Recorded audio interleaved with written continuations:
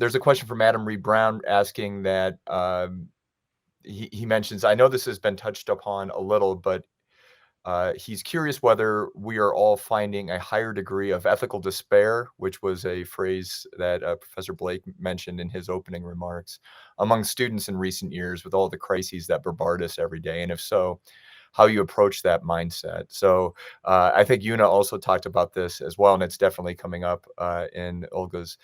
comments. So how do you all, I guess, handle that and mobilize it to some degree, and maybe turn it around a little bit? So whoever would like to start with a response to that question, because it's one that I think we all struggle with, not only our students, but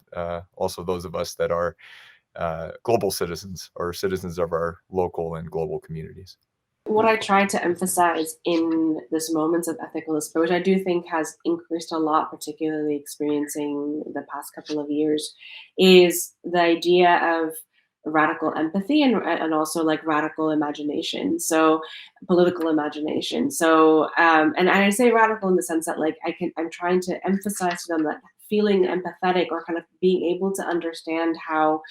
things are like for other people, so people in radically different situations across the globe, that in itself can be a politically radical thing, right? And it doesn't necessarily lead towards an immediate, tangible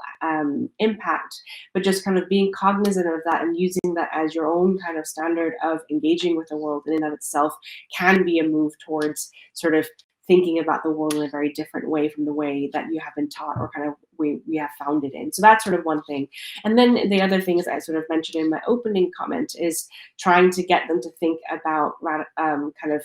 use their imagination in radical ways to think about political futures and knowing that these are not going to be realistic in kind of an immediate sense. That's not the point of it, but simply to be able to stretch their imagination in a way that they don't accept the priors as kind of a given kind of standard or framework to work with. So those are the kind of two things that I try to bring in, when I'm faced with this wall of despair that you often see in students these days.